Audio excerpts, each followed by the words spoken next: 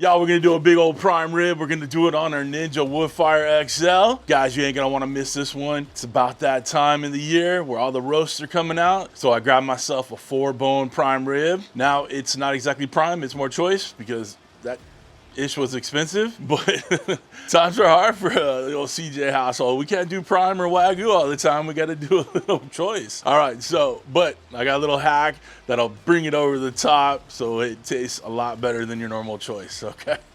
Anyway, so what we got to do to get to this point is take us back a couple nights. Guys, with these big old roasts, I love to do a dry brine on them. And with the prime rib roast, I like to add a little rosemary to it so I combine them both. So with this one, we prepped it by, taking it out of the package. And then I slice off the bones completely. Some people like to just slice it a little bit and open it up and then tie it back on and all that. To me, I don't really care one way or another. Most of the time I end up slicing off the bones anyway after it's cooked, okay, and then I gnaw on them. So in my mind, I'd rather, just take the ribs off and then do my dry brine with the roast itself.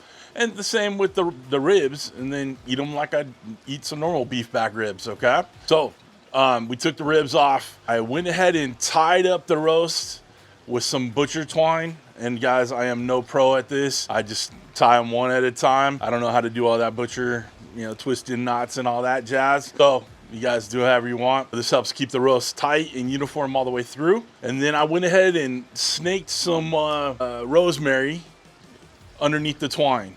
So it's nice, beautiful on the outside, add tons of flavor, and it looks really cool as you're cooking it, right? So, and then I just covered that bad boy in kosher salt. Nice, flaky, heavy-duty kosher salt. Same thing with the ribs, got those salted up too. And then we put it in the fridge, uncovered on that little rack for, it was 3 nights, okay? I was gonna actually cook this over the weekend. I didn't, so you're getting it today. But it's perfectly safe, and it just gives it so much more time to add some flavor to it. Kind of like a quick dry aging on that roast, okay? Next thing we do after that, after those 3 days, we're up. And guys, I suggest overnight at least, but if you can go 2 or 3 days, go for it, okay? Now we're back to this morning. I went ahead and pulled it out of the fridge, let it, sit for a little bit, take that chill off. And now here's where we're kind of leveling it up to bring it to that Wagyu, to that prime flavors. We're gonna spray it down with some of that Wagyu beef tallow from South Chicago Packing Company, I think it is. I'll put a link down below to Amazon for it. But it's spray Wagyu tallow. I've been seeing it all over the internet. I was definitely influenced by the influencers out there. So we sprayed the roast and the ribs down with that Wagyu tallow. After we got that tallow sprayed on there, we used it as a binder to hold on the seasoning that we're gonna put on there. Now guys, you'd be good with just that salt brine. You have tons of flavor going on it. We're gonna add tons of smoke, right? But I like a nice kind of crust on the outside. I'm gonna add one of the barbecue rubs I use. It's called Uncle Steve's Lucky Shake, and I'll put a link down below for it. Real nice, thick, heavy rub, okay? And we're gonna cover the roast and the ribs with it every which way, sideways, all the way. It's a big piece of meat, and you're slicing off the meat, so you're just gonna have the outside crust on there, so you're not gonna over season it, trust me. So once it's covered and every nook and cranny, right? We're gonna throw our temp spike in there so we can keep some accurate temps. Now my wood fire has the probes, but I like my temp spike better. It's just a preference. It's a Bluetooth thermometer. The XL has the Wi-Fi capability, so you don't necessarily need the temp spike if you have the XL, but I think my temp spike's a little more accurate, so I prefer to use that. If you don't have one, it's not the end of the world, all right? If you wanna get one, of course, there's a link below. My code gets you at least 20% off. Check it out if you wanna grab one. I feel like this whole video is an infomercial. Link down below, link down below. Hey, listen, I know it gets a little tiring to hear all the link down below stuff or support this or super thanks that or all that, but guys, you gotta understand as YouTubers, that's a way to help us continue to make great videos, like the membership buttons or the Patreons, all that stuff you guys see in your YouTube videos. That's just a way to help out the channels to make great content, all right, keep us going. So I know it gets a little old after a while, but it is what it is. We appreciate you. So it brings us to where we're at right now. We're gonna get this thing fired up. I got some Jealous Devil Jack's pellets in there. It's a blend. Use whatever food safe pellets you like. Guys, I prefer to use these right now. So again, personal preference. I'm not trying to force any pellets down you guys. So that's just what I'm using. Everybody likes to know what I use. So that's it. Okay, got the pellets in. Let's go ahead and turn this thing on. and we'll get the smoke rolling. Let's turn our wood fire on. Hello, how you doing? We're gonna turn the mode to the smoker setting. We take the temp to 275, right? Timing, we'll give it a couple hours, but again, we're cooking to internal temperatures. Go ahead, start, let it go through the ignition process, and we'll get that roast in. We're gonna take it to 125 internal in the thickest part, and then pull it out and let it rest for a good half hour or so. Just kind of chill out, and then we'll slice into it. All right, pretty simple, easy cook, right? Gonna take a little bit. Takes a little bit to get it prepped to where you want it to be right now, but in the end, we're just sticking it in there and letting it get a lot of smoke. Cool. You know what, team? I decided to go ahead and put the probe in from the Pro Connect. Might as well use it with the temp spike. Double the checking. We're not gonna hurt nothing. Might as well use it. Got a lot of smoke going on there. Love it. Let's go ahead and get our roast on. Good. Got our little rib rack on. Ain't nothing wrong with that right there, boys and girls. All right, we'll see you when it hits 125. About a half hour in. Looking gorgeous. Look at that color. Tipping out about 80 degrees. A little bit longer. All right, y'all, we're up to 125 in both thermometers. The wood fire probe's about 6 degrees higher than my temp spike, so we went off the temp spike at 125. We're gonna go ahead and get that roast off, right? And we're gonna throw a tint of tin foil over the top just so it has some time to rest. Chills out, let all those juices reabsorb in there. If we tried to cut it right now, all the juices would just run all over the cutting board. We wanna give it some time to relax, let all those, let everything just chill out a little bit, right? All right, let's go and get this thing off.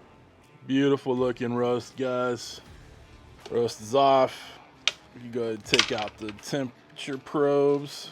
We're just gonna let it chill out. We'll get the ribs off too. Come on back and we'll slice into it. Guys, we've let it rest. We let it rest for a half hour, all right? It's still nice and hot in there, but we've given it plenty of time to relax and let all the juices kind of reabsorb in there. So really nothing left to do but slice into it. As I'm so excited, you should smell it. It smells so good. Those back ribs that we took off the roast, I left them in the smoker for another half hour or so just to get them a little more tender, a little more done. And we wanted the roast done at 125, but we want them ribs done around like 205, 210. So that's why I let them go a little longer. But once I get that roast sliced up, we'll go ahead and slice the ribs up too. But they were probing nice and tender. Guys, I went ahead and took the strings and snipped them with some scissors. Go ahead and get those off. Let's go ahead and get these rosemary sprigs off too. The flavor has already been shared with our roast with these rosemary sprigs. All right, let's got our Doll Strong slicing knife here.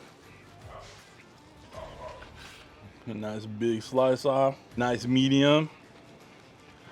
You guys like it more rare? I would cook it to more like 115, 120, and then give it that half hour rest.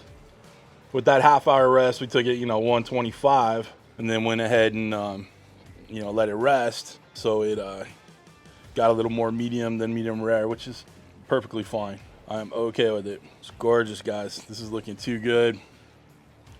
Beautiful color. I'll just take a little piece out for you. Juicy as all get out.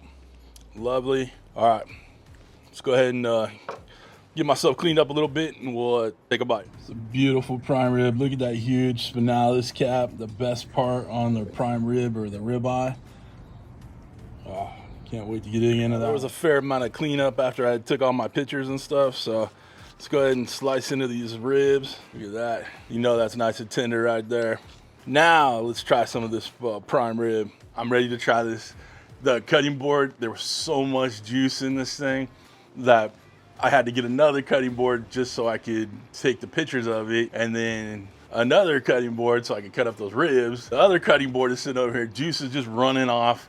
Our little pug Charlie's over here licking it up. I put some on his kibble over there. Everybody's gonna enjoy every part of this prime rib, trust me, all right? I guess there's nothing left to do but give it a try.